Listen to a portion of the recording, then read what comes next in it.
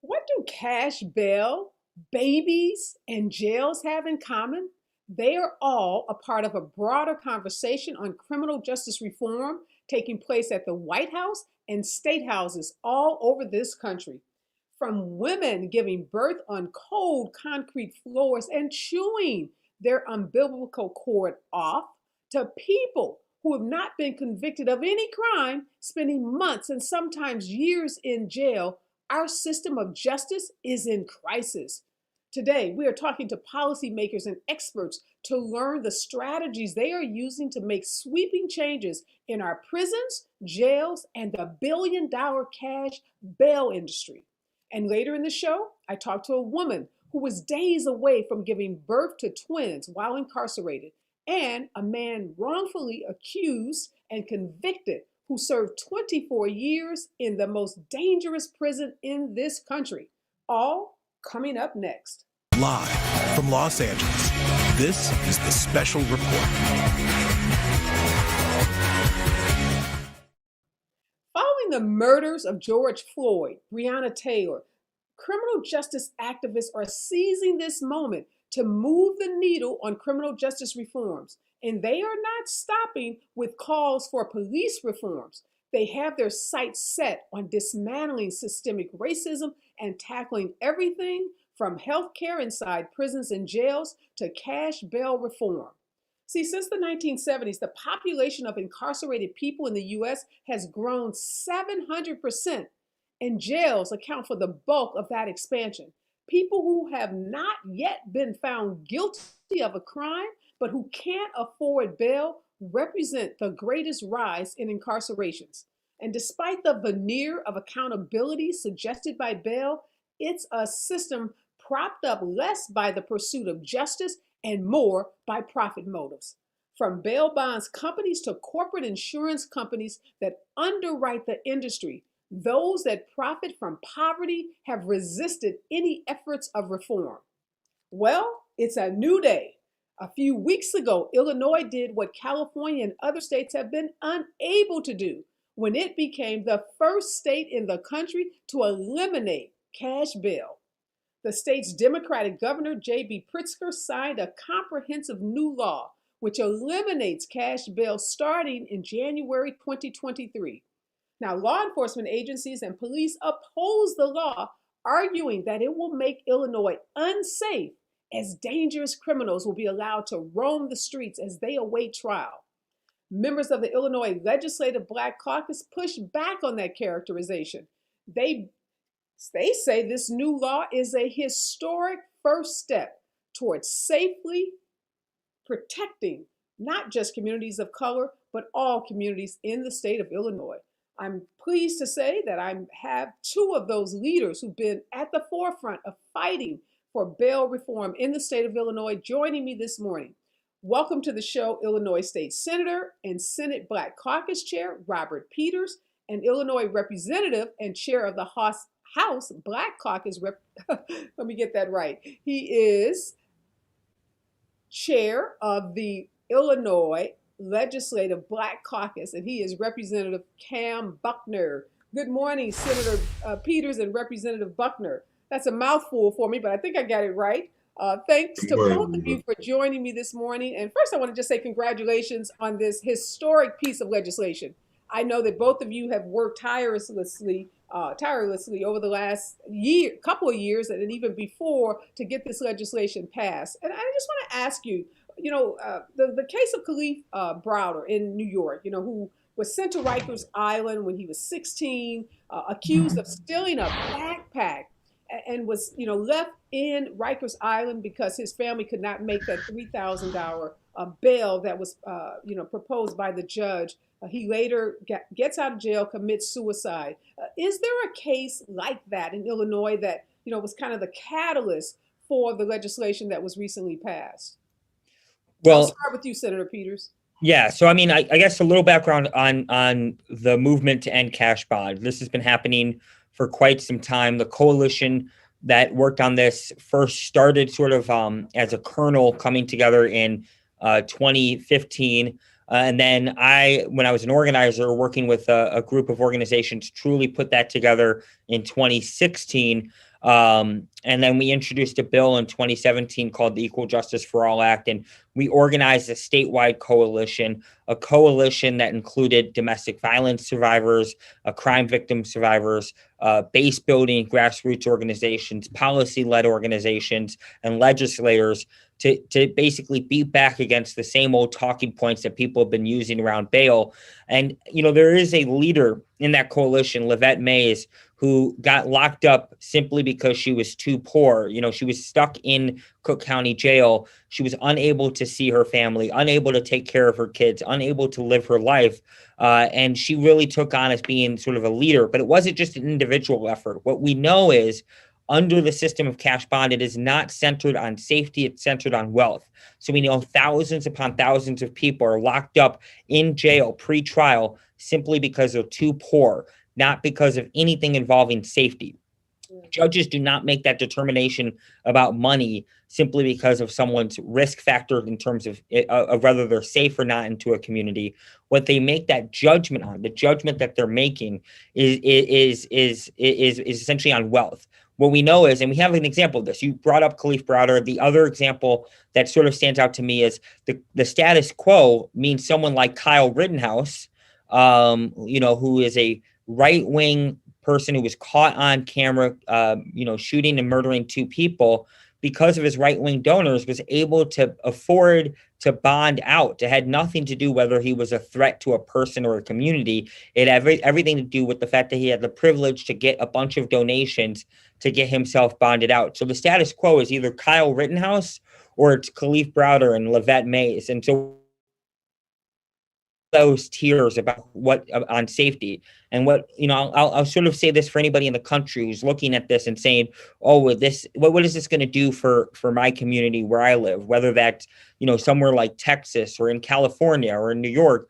And the best way to put this is bond as a system is about tiers of safety.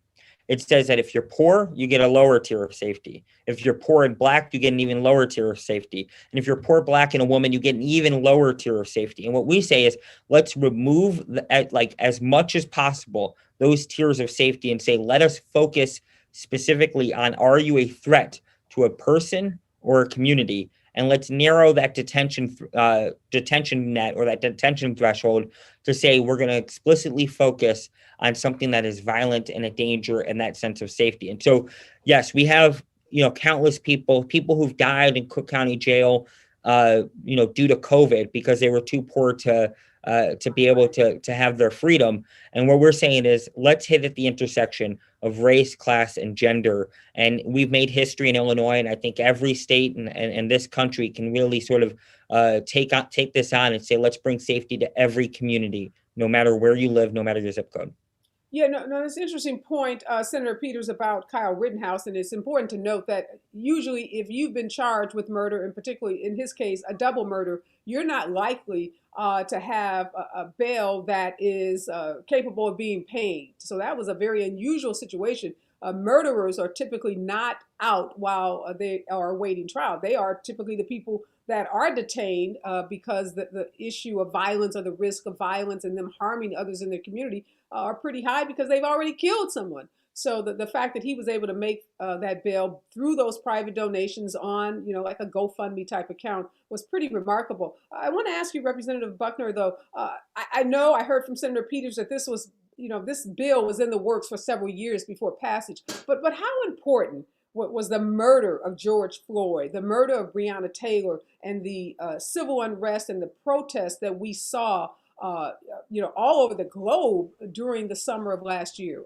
How important was that to getting this bill passed through the Illinois legislature?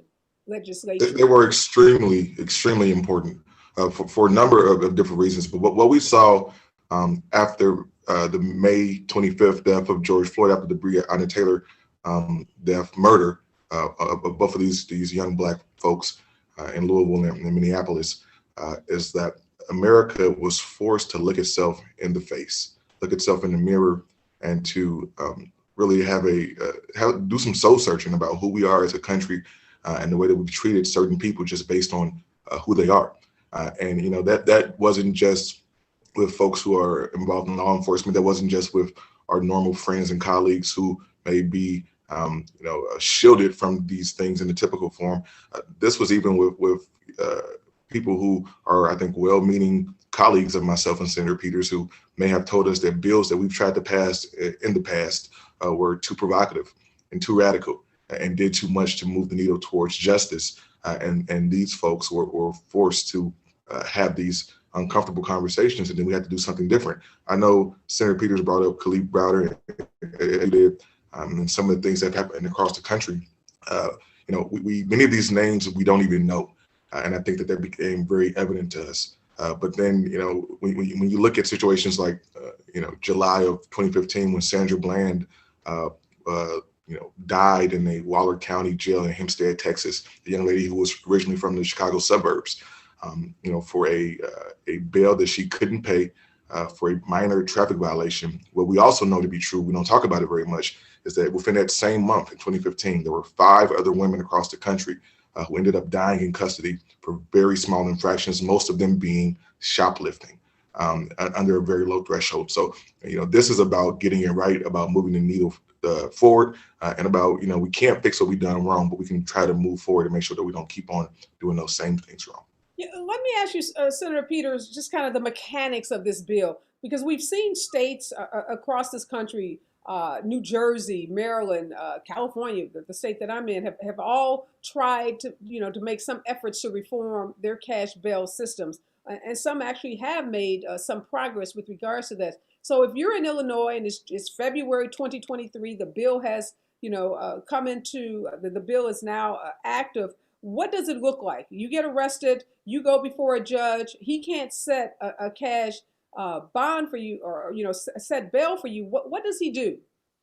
So it depends. Let's say, for instance, because let me first say this. What we know in the past is that people have used a bunch of sort of scare tactics to defeat bond. When other parts of the justice system fail to keep us safe, people attack bond. So if you have, say, for example, a low clearance rate, so you're not actually catching anybody in terms of any criminal behavior, well, it's not the low clearance rate. It's got to be bond that's a problem, right? And that's always sort of the thing that happens. People pick on bond because it's easier to do so. So what we said is to all those people who sort of complain about bond and people getting let out on bond is, well, no, let's actually change the process. Let's change the detention net or the detention threshold, and let's sort of fundamentally focus the pretrial justice system on actual safety. So, for example, using domestic violence as a piece here, if someone is a threat to someone due to domestic violence, this is why this bill was historic. The Illinois Coalition Against Domestic Violence, this is domestic violence orgs who have a history of siding with law enforcement on tough on crime bills. They supported this bill and they said this is criminal justice reform that puts survivor safety first. And so if someone, for example, is in a situation where there's domestic violence, the detention net says that they should be presumed to be detained, and it is on them to prove that they are not going to be a threat to the person in that household or that space.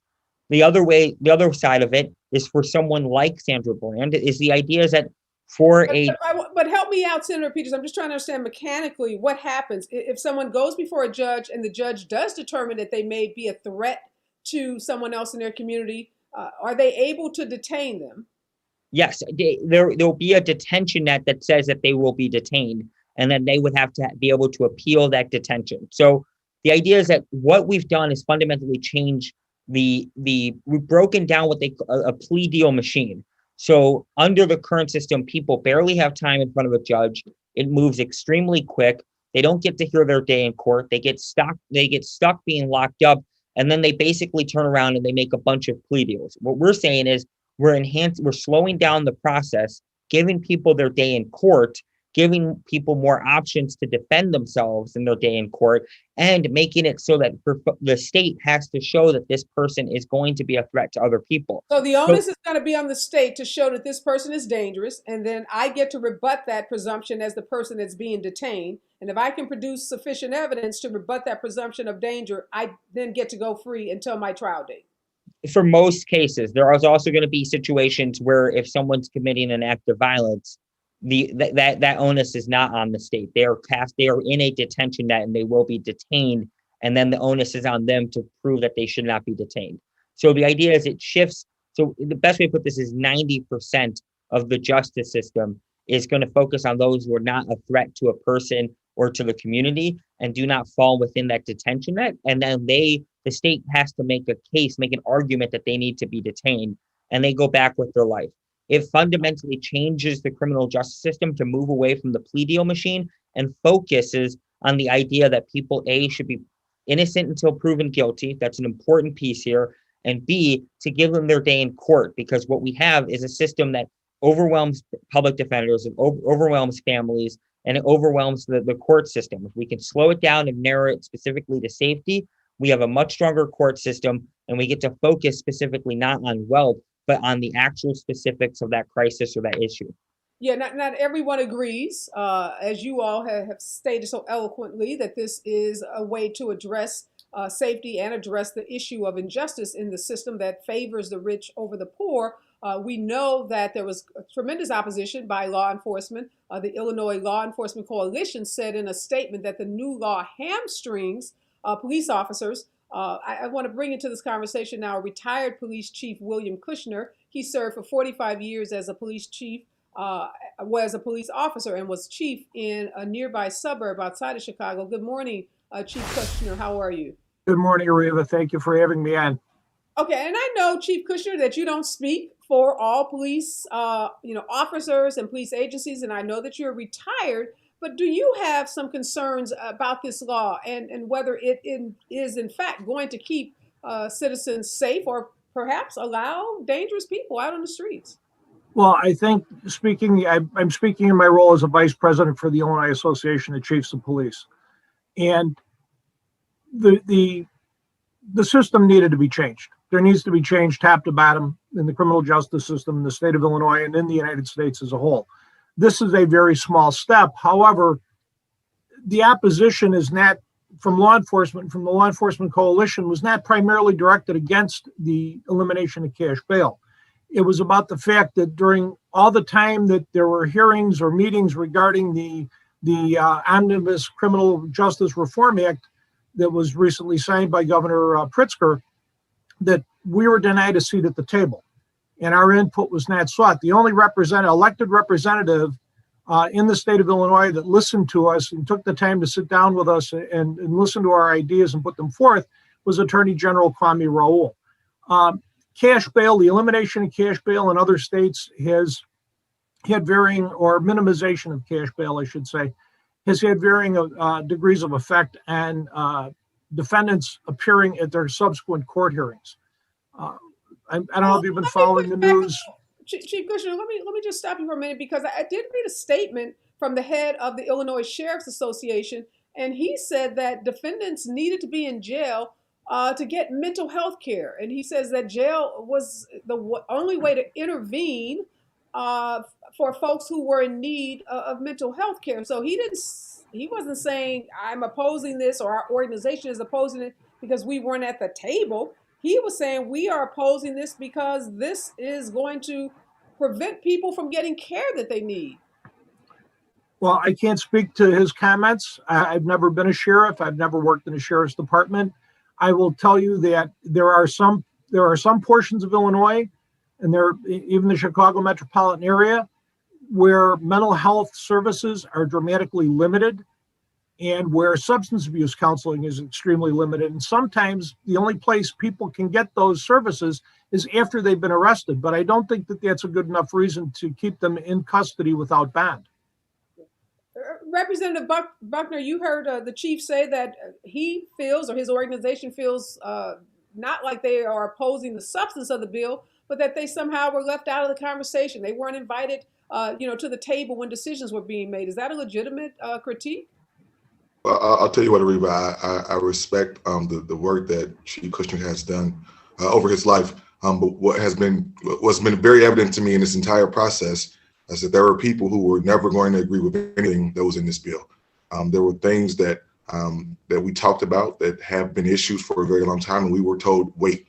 And our response was that we can't continue to wait, that the system has to change, that we have to put parameters in place to do that. We've also said that we cannot rightfully, knowingly and willingly create a system of poverty and then criminalize it at the same time, right? And so I would love it if the chief would want to share with us the things that were in the bill that he was okay with. But we had these conversations. There were things like qualified immunity, like the collective bargaining piece that we took out based on our conversations with law enforcement. Yeah, and I'd love for you to respond to that, Chief Kushner. But before you do, I just want to say it is a completely idiotic and argument that insults, I think, the intelligence of most people to say that someone needs to be locked up to get mental health care or substance abuse care. If as a country we can't figure out how to get people into rehab and to get them help that they need for mental health issues, other than putting them in jail, then shame on us as a country. So I would hope that we can move past those kinds of arguments because they're really insulting. And people who have medical issues should be in hospitals, not in jails. But go ahead, Chief Kushner. Representative Buckner wants to know, what is it in the bill that you and law enforcement do agree with? There's quite a bit in the bill that we agree with. I mean, the bill is 600 and some pages long. I don't think we have the time to go through this all. I do agree with both the elected officials that there needs to be change. I think the law enforcement coalition agrees there needs to be change. But some of the things in the bill, and I think we're getting far afield from the band issue, was the ban on chokeholds. Chokeholds were banned by Illinois law 20 some years ago, almost 30 years ago. So it's just a reiteration of that. Revisions on the use of force. Wonderful. We want professional policing. Nobody hates a bad cop more than a good cop because it reflects poorly on everyone. So the decertification piece. Chief Kushner, can I stop you? Yeah, you're right. We don't want to get into some of the other elements of the bill. Let's stay focused on this cash bail issue. Is there anything in the bill related to cash bail that law enforcement agrees with? I don't think that there's anything in the cash bail elimination portion of the act that law enforcement doesn't agree with. I mean, from my perspective, and I served 29 years with the Chicago Police Department. I was chief in 3 suburbs, most recently in the city of Des Plaines, which is just adjacent to O'Hare International Airport. Worked with various communities of color over those years. And yeah, there were people that were detained in county jail simply because they could not afford the bond. But we need to look at the predicate reason why they're in jail. What did they do? What was the crime? Was it shoplifting? Did someone shoplift because they were feeding their kids or were hungry and they had no money? Or did they shoplift because they were feeding a heroin habit? But are you making the distinction, Chief Kushner, that if you shoplifted because you had a drug addiction or a substance abuse problem, that somehow you deserve to be in jail? No, I'm not. I'm just saying we need to look at what the root cause of the person being in custody is. Maybe shoplifting was a bad example, but we need to look more deeply into why people are committing crimes. Right now, there's a surge in Chicago in the metropolitan area in the collar counties. Carjackings, aggravated vehicular hijackings are up 230% from January 1st to March 7th this year over last year, the same period. How many of those individuals have been released on bond or released without bond and have gone back and become recidivists? I don't have those figures. I don't want to. Senator Peters, go ahead, jump in. I don't want to interrupt the chief, but we did a subject matter hearing in the Senate on the carjacking data, and I would like to point out that we have maybe a 4 to 5% clearance rate on that. It has nothing to do with bond. The problem is that we're not actually catching people, and the key driver to shutting down anything around carjackings is getting caught, and it's getting caught by a variety of people, judging by the data that came from 3 organizations that were able to do this work and present to us. One is being caught by your parent or a neighbor, being caught by a teacher or someone in the school, or being caught by police. And what we know is because there's a low, likelihood that people are going to get caught, that's been a problem in deterring anything in terms of the carjackings. The other part about this is, let's just put this down here, is that there's another variety of factors involving the pandemic and time that plays a role in terms of carjackings. I don't want to get into this carjacking mumbo jumbo. Let me stop you, Senator Peters, because I don't want to get into weeds about particular crimes. I think the argument that the chief is making is that there's somehow some correlation between detaining people and levels of crime in a city. I want to bring into the conversation now John Raphling. He is a researcher with Human Rights Watch. John has been heavily involved in bail reform in California, and in November, Californians rejected a ballot initiative that would have eliminated cash bail in California. Good morning, John. Good morning. Thank you for having me So here. I'm sure you've heard the conversation that's going on about Illinois and California, John. We had eliminated cash bail. We then reinstated cash bail, and then we tried to eliminate it again with Prop 25. And I know your organization opposed Proposition 25 that would have eliminated cash bail a second time in California because of the algorithm. This algorithm that judges were going to be able to use to determine who should be detained and who shouldn't be detained. Do you think that we have a shot, John, at eliminating cash bail without this problematic algorithm? Um, the short answer is yes, we very much have a shot, but it's important to understand and to understand why we opposed Prop 25, that the issue isn't simply a question of cash bail. The issue is pretrial detention or pretrial incarceration as a whole. And so I was an attorney, a criminal defense attorney for 20 plus years. And then as a researcher with Human Rights Watch, I got pretty up close with how the system works in California. And I'm sure it works in many similar ways in Illinois and across the country. Pretrial detention is a mechanism that courts use, holding people who are legally innocent, who haven't been convicted of a crime, but holding them in custody, punishment before proof of guilt. And the key thing to that is that it drives people to plead guilty, to give up their right to trial, because that's the only way they're going to get out of custody. We looked at data and saw that in some counties on low-level felonies and misdemeanors, which is the vast majority of cases, most people are faced with the choice. If you plead guilty, you can go home. If you want to assert your innocence, you're going to stay in custody unless you can pay bail. And so people plead guilty, which moves the processing of cases. So it's about efficiency. So bail is the current mechanism that's used to keep people in custody. Prop 25 simply changed the mechanism. It got rid of money bail and replaced it with judicial power to simply lock people up without the off-ramp of bail, and using the algorithms or the risk assessment tools. Yeah, I want to bring the chief back into this because the chief, one of the cases that was really driving the ballot initiative in California involved this man. His name is Kenneth Humphrey. He's been all over the news. He was held in jail because he couldn't post a $600,000. His bond was set at $600,000. He was charged with robbing his elderly neighbor of a $5 bottle of cologne several years ago. And we hear stories like that from Illinois to New York to California, these stories of people who have been charged with pretty minor offenses, but bail being set really, really high. When you hear those stories, Chief, doesn't that just scream out to you that this system is flawed and that we needed a complete gutting of this system? As I said before, Areva, it's obvious that the system needs to be changed. But in cases where bond is set excessively high for a $5 robbery proceed, what needs to be looked at, and I'm sure that I would hope that the judge who set bond looked at it, was what is the criminal history of the individual that was taken into custody.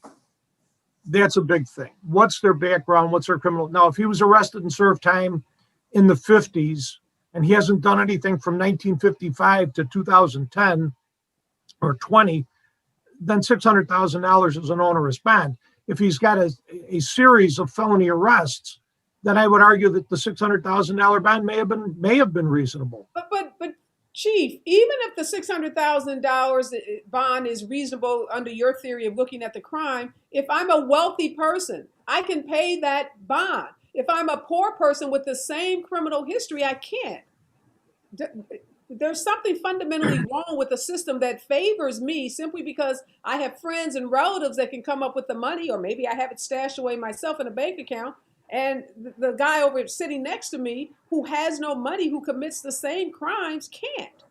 That's what this conversation to me is all about, is the inequities. Correct me if I'm wrong. California uses bail bondsmen, correct? California does. Okay, Illinois does not. Bail bondsmen were outlawed in Illinois in the 1960s. So as I understand the bail bondsman system, that individual would have the opportunity to go and put up some type of surety, be it personal property, real property, whatever they may have to try and secure that bond. But my So point, Chief, we're really is talking there are apples and people who oranges have between nothing. California They and have Illinois. no resources. That's my point, is that there are people, and step in here, Representative Buckner, there are people who have no money. They have nothing. They have no friends. They have no relatives. They can't pay the 10% that a bail bondsman may charge in a state like California on a $600,000 bond. That means $60,000. Who has $60,000 sitting in a bank account? Well, That's exactly right. And what has happened because of that is that we have a system that penalizes, that actually puts bonds on folks, not based on penalization, not based on rehabilitation, but just whether or not you can afford it. And to me, there's some fundamental issues with that. Now, we can talk ad nauseum about whether or not the system needs reform. We know that the system needs reform, but what a lot of folks are saying is the system needs reform, but we aren't willing to do the reform. And so therefore, leaders like Senator Peters have taken the bull by the horns and have done the work to at least take us get us in the right direction, because the way we've operated is not tenable. And can I add here, which is a couple of things. The first part is, I hear what the chief is saying. I think the main focus here is focusing the pretrial detention net and system on a threat to a person and to the community, and trying to narrow that. To go to John's point about California, is what we did, unlike California, is sort of provide a limitation on risk assessment. The idea is that we don't want an algorithm that has already got issues, has systemic biases in it, to be the focus of incarceration. And so what we did is narrowing judicial discretion specifically around a threat and around the safety component. What makes Illinois a historic first state isn't simply that we ended cash bond. That is big, but we also wanted to fundamentally change the pretrial justice system to, as John points out, not have a plea deal machine, to give people their day in court, because enough people don't do that. And then to push back on the chief here is, again, the main focus here is that instant about a threat to somebody. Is there a determination of that threat to that person? And do we need to focus on this? I am sick and tired of having the same conversation for the last 40 years around these super predator talking points. They don't work. It hasn't kept us safe. Unlike the chief, I live on the south side of Chicago, which is always used as a punching bag.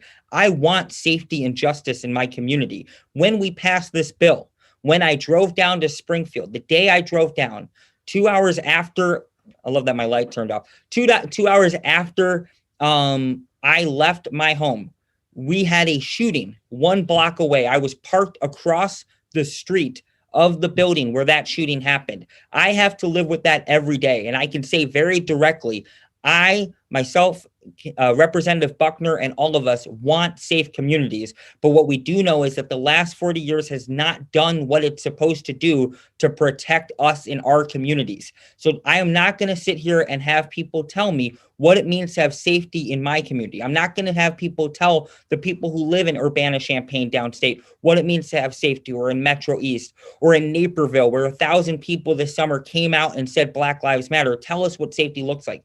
We all want safety and justice. And what we do know is that we have 40 years of a system that we get to indict because it hasn't done that. And so what we did with this bill is the beginning, not the end, on the pathway to bringing real safety and justice to every community, no matter the zip code in Illinois. And we want to be a foundation for the rest of the country, where we don't rely simply on algorithms to detain people pre-trial, but give people their day in court so they can make an argument for their life and their freedom and their family and their community. So that is what's historic about the Pretrial Fairness Act, the ending cash bond component, is that it fundamentally changes the pretrial justice system to, first, you're innocent until proven guilty. B, you have an opportunity to make your case in court and make that argument in court. And the third one is it says that for all of us who live in our communities who have to be worried about, so many factors, whether it's a police officer or someone walking down the street, about our safety, and understand that what real safety and justice in our community is food on our table, a good school, a good job, making sure that we have good pay and money in our pocket. That is safety and justice. And that is something that we need to demand each and every day. Well, we've got to leave it at that. Thank you so much, gentlemen, for joining me. Such an important conversation. Obviously, the first of many conversations. Again, congratulations to you, Representative Buckner, and Senator Peters on this historic piece of legislation.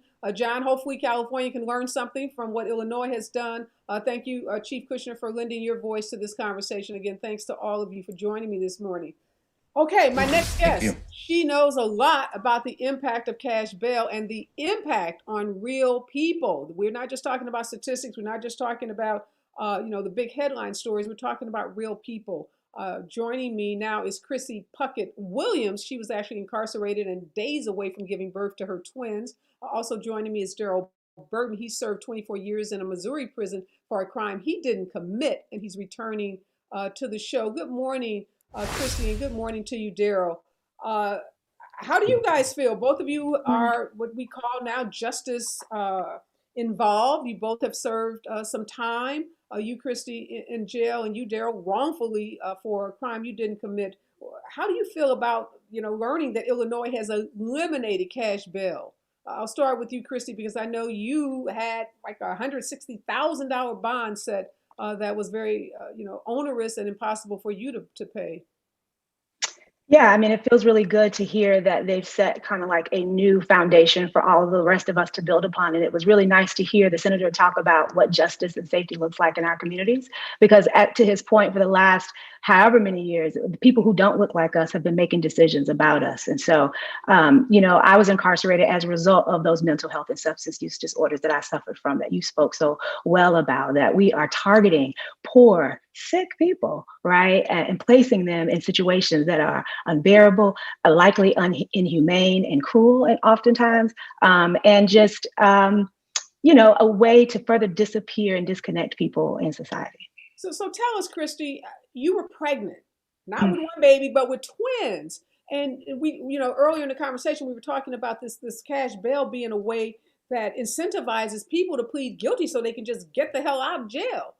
That happened to you. So tell us what was going on, while you were being held or detained, proven innocent, had not been convicted of anything, but yet detained while pregnant. I mean, yeah, it was definitely not what I would like when I think of back over my pregnancies. I have 3 children, the pregnancy with the twins definitely stands out as being some of the most traumatic days of my life, because I had already been pregnant in the past. And so I knew what was supposed to happen, I guess. And that was a good part, because I kind of knew what should be happening. And I wasn't like a first-time mom and probably would have been very scared. I think I'm really glad that I didn't know that I was having twins, because then I would have been more stressed out, because it was an incredible amount of pressure to not to be able to afford a bond, to not be receiving any care, to know that care should be happening, but it's not happening. And so those are the worst days of my life. When I think of those days, the hunger, the food, and I can't even describe to you. You wouldn't feed your animals what they feed folks who are incarcerated, and it is a standard. It's not like an exception. It is what happens across the country. I talk and work with people who've been incarcerated in various situations, from ICE detention centers to federal prisons to state prisons, from every state, men, women, girls, boys, and all of us report the same thing. And so we're not telling the same lies, you know what I mean? And so my experience of the system is just one of millions of people's experience, but it's especially so when people are pregnant.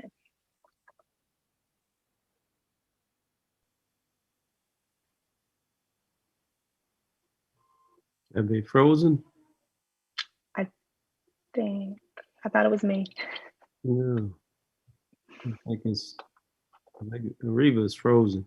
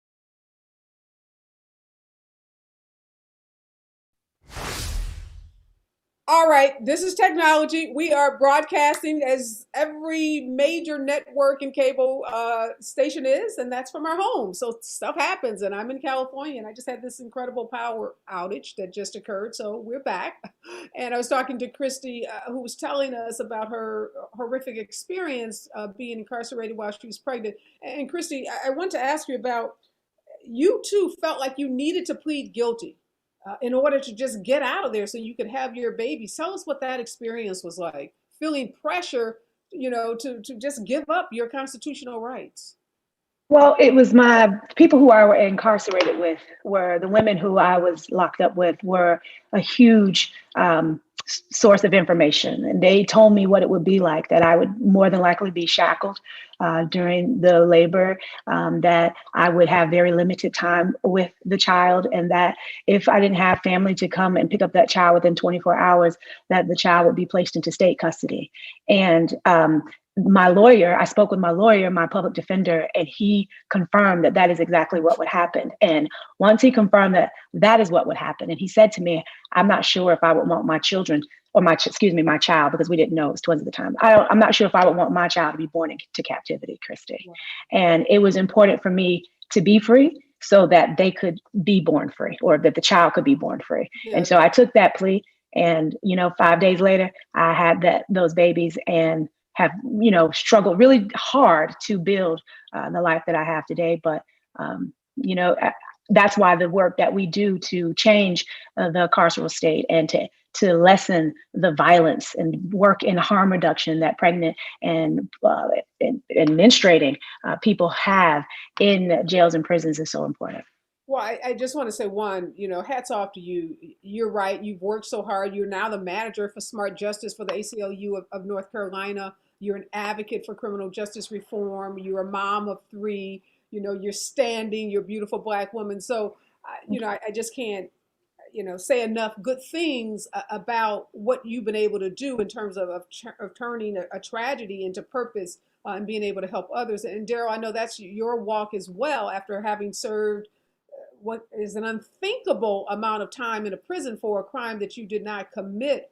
Again, when you think about this bail reform, what is that going to mean for so many of the men that you work with who have been detained and not able to make bail because they didn't have money? Chicago, again, is on the forefront of doing something very historical and very, very important by this cash bail, eliminating or whatever they've decided to do. I haven't read the legislation, but they were also the first to put a moratorium on the death penalty some years ago. So, it seemed like they lead the nation in trying to do what's right and what's just and what's humane as it relates to criminal justice and the reforms that are needed. And in my case, bail bond, making bail, I was charged with capital murder as an innocent man. When they, this misnomer or this myth about, you're innocent until proven guilty, that just, it sounds good in theory, but it's not, it's not practice. And so if I'm innocent, then, why shouldn't I be able to make bail? Or why shouldn't I be allowed to go out on a reconnaissance bond or bail? Because we don't have hundreds of thousands of dollars at our disposal to make bail, any of us, whether we charge with a misdemeanor or a felony. And the system, they're aware of that. And to me, it's a money-making profit tool that those who have, the levers of power can make money using these cash bail schemes, to just siphon off money from people who really don't have money. And people who have money, if you got the same kind of charge, if someone goes in, for instance, shoplifting, one person got money, one person don't have money. I don't see why you need to make bond or bail on a shoplifting case, because it's a nonviolent offense. Of course, I know they have, things that they're concerned about as it relates to the community, but something that the chief said to me about a person with a criminal history. A person with a criminal history not being allowed to make bond, or bond should be excessive, basically given an excuse. So if this person have 1, 2, 3 felonies, then he should have a $600,000 bail. And if he can make that kind of bail, then he should pay that bail. And basically saying, we just want the money. It seemed like to me it's just a profit, a profit motive in some kind of way connected to that. But I just want to also say, the bail industry, I should say, is a $6 billion industry. And in states like California, where bail bondsmen are used, and big private corporate insurance companies are the underwriters for these bonds, you're talking, $500 million in fees that go to some of these bail bonds companies and these insurance companies. And I think Senator Peters brought up the Kyle Rittenhouse case, which is such a good example. So Mhm. you said, Daryl, you were charged with capital murder. Kyle Rittenhouse was charged with murdering 2 people.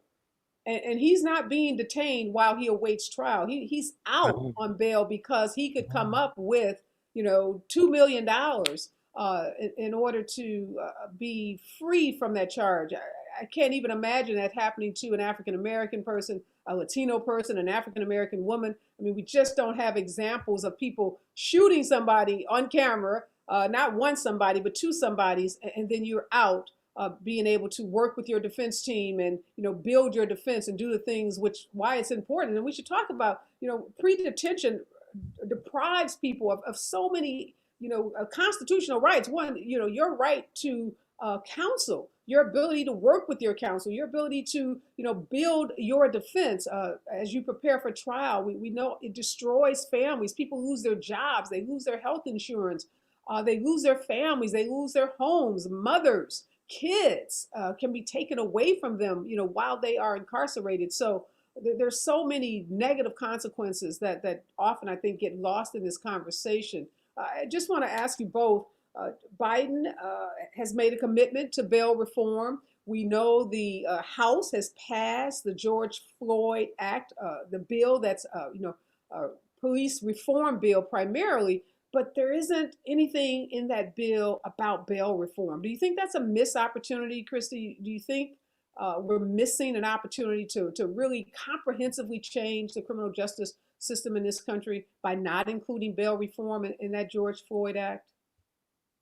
I mean, I recognize the tension that the federal government has between its relationship with the states and the states' ability to maintain their own decision-making process. But I also understand how states do follow suit with the feds oftentimes. And so I think if they plan on doing something else outside of this George Floyd Act around bail, then okay. But if they don't have any future plans, then yes, it's definitely a missed opportunity to weigh in. I mean, the federal system, I know people who have been waiting in the federal system in the midst of a pandemic for 2 years, awaiting something to happen, for the marshals to come pick them up or do something in local jails. And so it's a problem in the midst of a pandemic, but it's also definitely a problem just on a day-to-day basis when we think of people's right to a speedy trial, due process. What does that look like? Holding people for years on pretrial. If you cannot, as a prosecutor, bring a case within a couple of years for whatever, then why are you holding people? Let those people go. Like, it doesn't make sense. And when I look at our jail roster and I see that people have been there for thousands of days, it makes me think, what is happening to people's due process and their right to speedy trials? And so, I think it's a missed opportunity if there are no future plans, but I'm just not sure what they have coming down the pipeline. And I'll give you the last word, Daryl. What do you, if you had your wish, you could, wave a magic wand in terms of criminal justice reform. How high on your list is, bail reform? Do you think it's critical when we talk about criminal justice reform to eliminate cash bail? Yes, it is very important. I mean, I think just you said it a minute ago, if I was able to make bond, and then I would have been able to not only, provide for my legal defense and work, and things like that, but I was a new dad. My girl had, we had a brand new baby who was only 7 months. I saw her 3 times, and I was snatched away from her. And the next time I saw my little girl, she was 25. And so I wouldn't afforded the opportunity to bond with my daughter, whom there seemed to be some tension even to this day. I mean, she blames me, and she knows it's not my fault, but the underlying essence is that I abandoned her. But I don't know what's in the bill and what they're proposing, but I think, I don't know if there's a missed opportunity or if there's another opportunity. But what I will say, a missed opportunity in this bill and in any of these bills that are passed on a federal level, is they don't say anything about innocent people. They never put in any kind of provisions or enactments in there to deal with innocent people. When I come home, I had none of these so-called benefits that are afforded to me, if like someone who's re-entering into society from being convicted of a crime they committed. I was innocent, and in all the places that I went, said, you don't qualify for our benefits. We don't have anything for you. You need to start an organization for you innocent guys. And that's how we started Miracle of Innocence. And so that's an opportunity that I know is missed. I don't know what's in the bill, but I'm almost sure that's not in there, something to deal with innocent people who come home after 20, 25, 30 years of wrongful convictions. Wow, that's a powerful statement, Daryl. And I'm sure my producers are taking notes because we've got to delve into that deeper. I mean, you're right. We talk so much about reentry programs and folks who have been incarcerated and who have felonies. We don't spend nearly enough time in this country talking about innocent people. And there are lots of innocent people, despite the myths that everybody in jail is guilty. That's not true. Everybody in jail is not guilty. We make a lot of mistakes in our criminal justice system.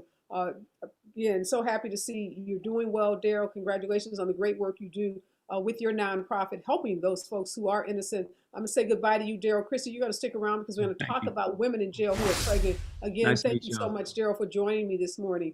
Okay, take care.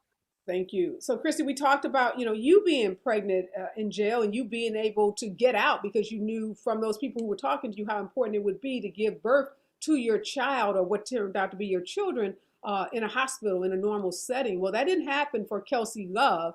She gave birth to her baby in 2017 alone in a cold Kentucky jail, metal bed, it looks like, and she had to chew off the umbilical cord. And the jail was recently ordered to pay Miss Love $200,000. I want to bring in Lauren Kuhlik. She's a fellow with the ACLU National Prison Project. Good morning, Lauren. Good morning. How common, Lauren, is what happened to Kelsey Love? Alone in a jail cell without medical help, without a doctor delivering that baby and chewing her umbilical cord. As a mother of 3 kids who went through labor and know what giving birth is like, the painful nature, we love our kids, but giving birth is hard work, it's painful.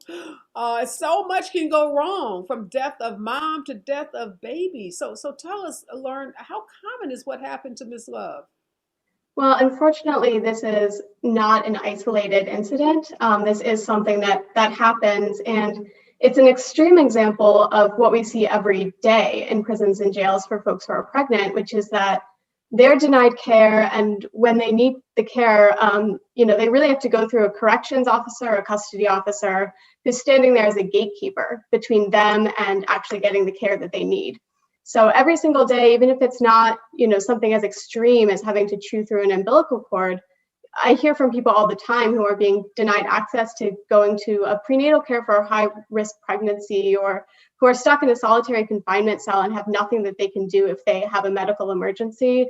And I think that it's just an example of the way that we're choosing to use our resources to incarcerate and cage people who come from backgrounds of trauma and poverty and are disproportionately Black women, rather than actually providing the care that they need in the communities. And the idea that they're able to get adequate care in jail or prison is really belied by these situations, such as what Kelsey Love had to endure.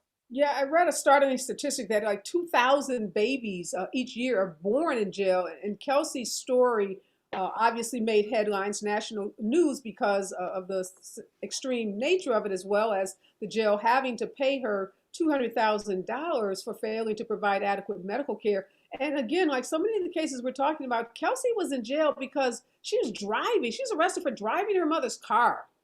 Her mother reported the car as stolen, and she couldn't afford bail. So here she is on maybe a he said, she said, mom said you stole the car. Maybe she thought mom had, given her the right to drive the car. She's also, had some problems with drug abuse. And here she is in jail having to, endure this most inhumane process because she wasn't able to come up with the cash to get out of there. And I know, Christy, you talked about not just, the horror stories that women told you about giving birth in jail, but even the pregnancy, their prenatal things that happen, their vitamins, there's food, there's nutrition. Does any of that happen for pregnant women in jail?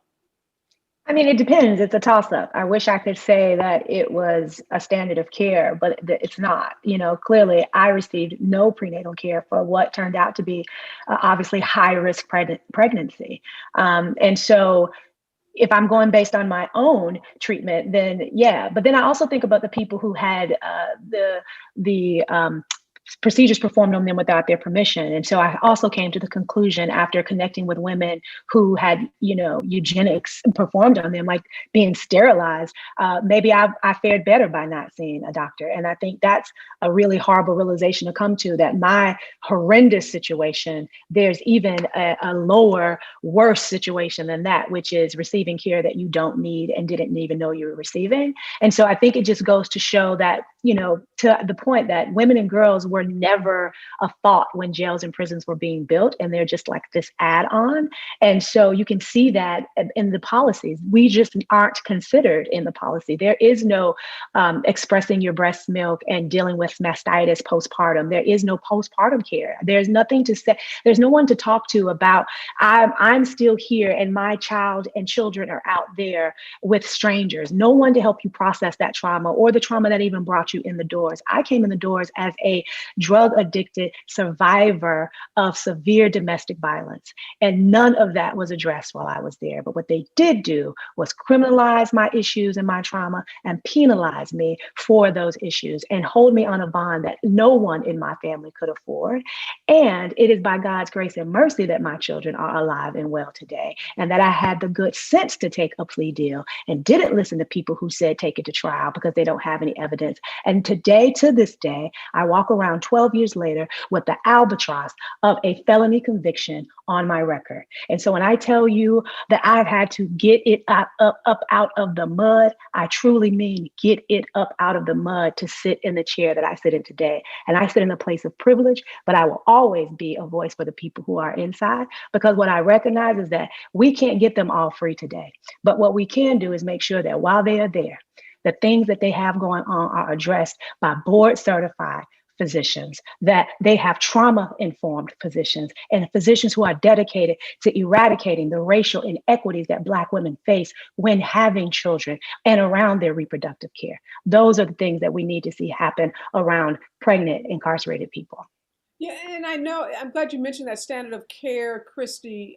And again, just congratulations to you for all that you've been able to accomplish despite, that horrific ordeal. Lauren, are we any closer in this country to getting to any kind of national standard of care for women who are pregnant? We know that some states have eliminated shackling women, because that was very, is very common in prisons across this country, that women are actually shackled to beds. Even if they are in hospitals, they're shackled to hospital beds as they are giving birth. Some states have eliminated, that process, but are we any closer to a national standard of care for women who are incarcerated and pregnant? Unfortunately, I don't think we are. I think that there are standards out there. For example, the American College of Obstetricians and Gynecologists has standards for how folks should be treated, but that's not something that's trickling down to state prisons or to local jails, where the vast, vast majority of people who are pregnant in this country are being held. And really what's going on is that even if there's access to care, the question is, why are these people in jail in the first place? Many of them are not in jail because they were convicted of a crime. I know of a woman who is in jail because she literally didn't have $50 to pay for her own bail. And why are these issues related to people who are survivors of domestic violence and people who have mental health and substance use disorders not being treated where they already are with their families? And so I think it's definitely helpful to get better standards, better access to doctors where folks are. Definitely want to reduce harm for those people. But I also think that we as a society need to be asking ourselves, why do we need to pass laws to make sure that someone isn't giving birth in a solitary cell? Why do we need to pass laws to make sure someone isn't, shackled to a hospital bed 2 minutes after giving birth when they're trying to bond with their newborn? And ask ourselves these really big picture questions about where we want to dedicate our resources. Well, we've got to leave it there. Thank you so much, Lauren, for the work that you and the ACLU are doing around this issue. And again, Christy, I just couldn't be more delighted to have an opportunity to meet you and to hear your story. I'm sure it's going to be an inspiration, and already has been an inspiration to so many women. Keep being a voice for those women, because we need, more voices like yours on this topic. Such an important topic. And, we wish Kelsey Love and her family the best, and her case hopefully will be a catalyst for some of the change that needs to happen in this country around women who are pregnant while incarcerated. Again, thanks to both of you for joining me this morning. Thank you. Wow, these are really difficult subjects to deal with, but I'm so encouraged by what's happening in Illinois and them being the first in the country to eliminate cash bail. And hopefully states like mine, California, and my home state of Missouri, and other states around this country can learn something from Illinois, and we can start to see some real changes in our criminal justice system. That sheriff's association in Illinois that somehow suggested that jail is the place you go for intervention for crisis when you're in crisis around drugs or mental health. That is such an offensive and ridiculously inhumane, idiotic statement. I can't think of enough adjectives when I think of someone saying that you should be in jail when you need to be in a hospital. We have medical facilities, we have rehab facilities, we have places that can help people who have substance abuse issues, domestic violence victims. And those places aren't called jails. They don't have bars, they don't have wardens, they don't have jailers, they don't have locks and keys. There should be hospital beds with social workers and other people who have been trained in trauma and who have been trained in substance abuse. And hopefully this bill that's been passed in Illinois and the voices of those that have worked so hard for it can help us, find our way to a more humane, prison and jail system that doesn't penalize poor people and favor rich people. Just some words to live by before I get out. Race, race, race. I'm sorry, did I say race? I did say race. And I said race, and I keep saying race because it's well established that bail reinforces the racial disparities of our criminal justice system. African Americans and Latinos are more likely to be arrested, more likely to be issued bail, and less likely to be able to afford it. Research shows that bail amounts are similarly biased. For crimes like disturbing the peace and prostitution, the average bail for a Black defendant was $10,000 higher, $10,000 higher than for a white defendant. And for drug crimes, the difference is $13,000. While Blacks and Latinos together represent more than 40% of the population, they comprise more than 50% of those in pre-trial detention. That is, in jail or prison awaiting trial before they have been found guilty of anything. Every day they are people in jail and their only crime is poverty. And while detained, as I said earlier, they are at risk of losing everything: their jobs, their housing, their immigration status, even the custody of their children. And all of this perpetuates cycles of inequality, and it endangers the health of African Americans. See, bail has been problematic since its beginning, and we can trace its history back to the 1600s. In the US, nearly 70% of people held in jails are there for one reason: they don't have enough money to pay their bill. And contrary to opponents of bail reform, many of these people have been charged with nonviolent crimes and they pose no danger to the community. Kuhlik didn't have to die at the age of 22, but over 600 days in isolation at the notorious Rikers Island prison was too much for this young man. Illinois has given the nation a roadmap on how to move away from the reliance on the discriminatory money-based system that criminalizes the poor and people of color. Let's hope that states honor Kuhlik's memory and have the courage to pass legislation similar to Illinois. And until they do, we should at least stop the lies about safety and call bail by its real name: a get out of jail pass for the rich and famous and jail time for Blacks, Latinos, and the poor. I'm out, y'all. Be safe out there. Don't forget to wear your mask. And remember, we are all in this together.